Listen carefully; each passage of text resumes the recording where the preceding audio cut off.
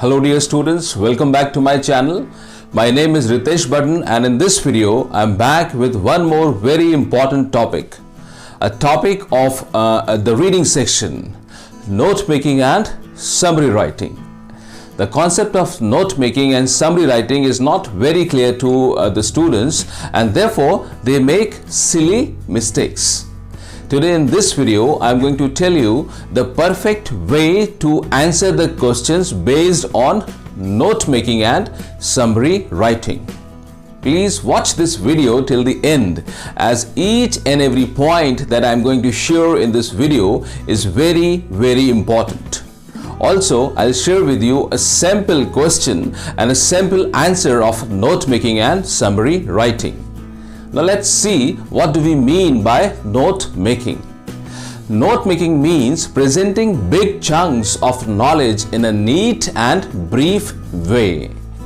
Notes are usually taken to record a speech or lecture while listening to it or after reading a book, magazine or an article. And these short notes can be used again whenever needed and may be reproduced in a desired way. Since we cannot remember all the information that we receive all the time and therefore note making is necessary. And note making teaches the art to record all such big informations in brief notes. The qualities of good notes are they should be brief and only the relevant facts are given. We are supposed to use only words or phrases and complete sentences should never be used. The language used in note making may not be grammatically very correct. The information that we give should be in a tabular form and it can be divided and subdivided. We can understand this division as main sections 1, 2, 3, etc. and subsections A, B, C, etc. One more very important thing about note making, abbreviations and symbols are used instead of complete words wherever possible. Some examples of abbreviations are, please watch this very carefully, AVE, avenue, approx, approximately, APPT, appointment, APT, apartment, TEL, telephone, TEMP, temperature or temporary. And now a few important points about writing the summary. Write the summary as a continuous paragraph without splitting into parts. Use the given points in note making to write the summary. Don't simply copy the lines and words from the given passage, but try your best to change the given words and lines in your own language. The word limit of a summary in a question of note making is around 100 words. And now let's study an example. Let us read this sample passage together. How you can best improve your English depends on where you live and particularly on whether or not you live in an English speaking community. If you hear English spoken every day and mix freely with English speaking people, that is on the whole an advantage. On the other hand, it is often confusing to have the whole language poured over you at once. Ideally, a step-by-step course should accompany or lead up to this experience. It will also help a great deal if you can easily get the sort of English books in which you are interested. To read a lot is essential. It is stupid not to venture outside the examination set books or the textbooks you have chosen for intensive study. Read as many books in English as you can, not as a duty but for pleasure. Do not choose the most difficult books you find, with the idea of listing and learning as many new words as possible. Choose what is likely to interest you and be sure in advance that it is not too hard. You should not have to be constantly looking up new words in the dictionary, for that deadens interest and checks real learning. Look up a word here and there, but as a general policy, try to push ahead, guessing what words mean from the context.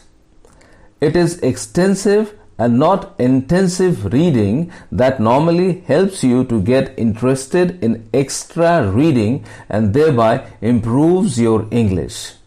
You should enjoy the feeling which extensive reading gives of having some command of the language.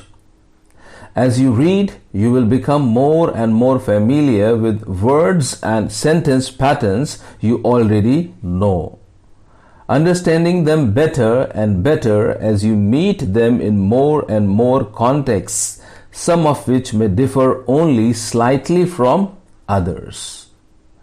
Some people say that we cannot learn to speak a language better with the help of a book.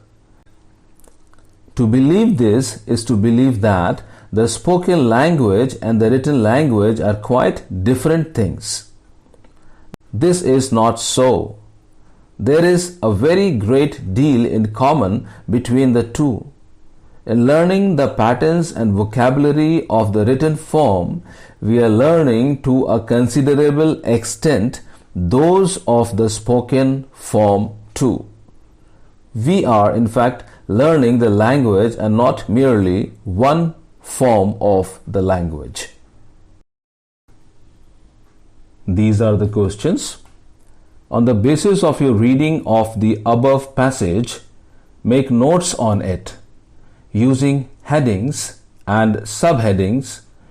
Use recognizable abbreviations wherever necessary, minimum 4, and a format you consider suitable.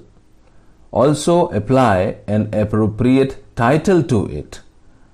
And then B, question number B is write a summary of the above passage. Write the summary of the above passage. This is the answer, part A. First of all, the heading, the main heading. Heading number 1 or heading A, ways of improving English. Subheadings. Number 1, living in English speaking community. Then number 2, having a step-by-step course. And then number 3, reading good, interesting books. And then after that, B, heading, what to read. And then the subheadings, books other than exam set books.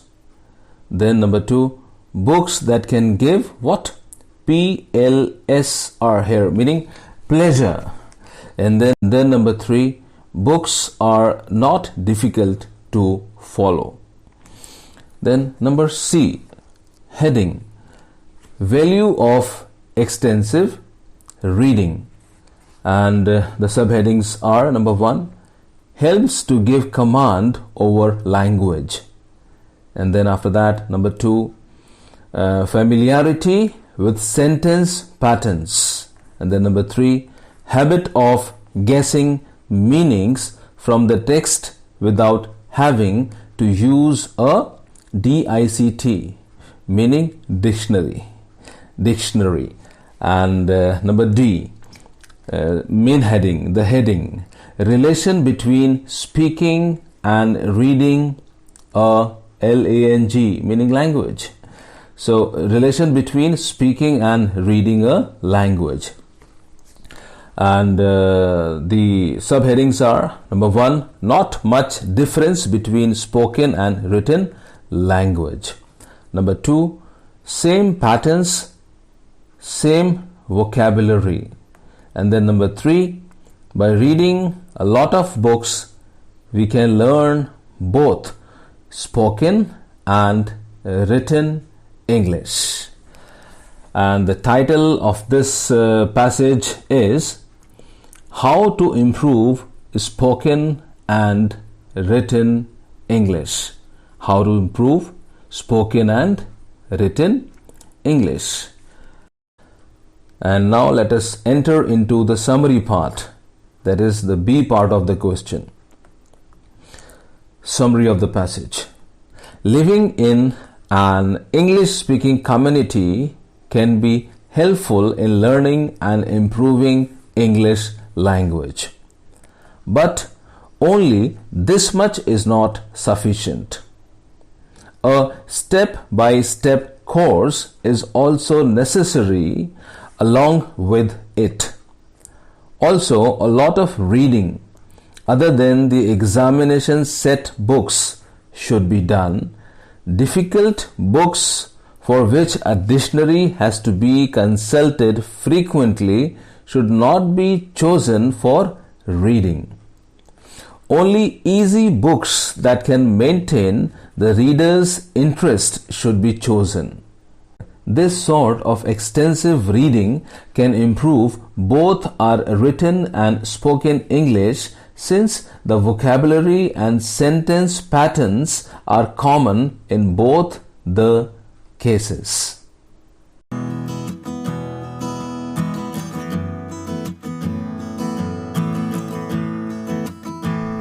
This is the end of this video. I sincerely hope that this video proved to be very beneficial for all of you. Please like, subscribe and share, and keep watching my videos. Thank you so much.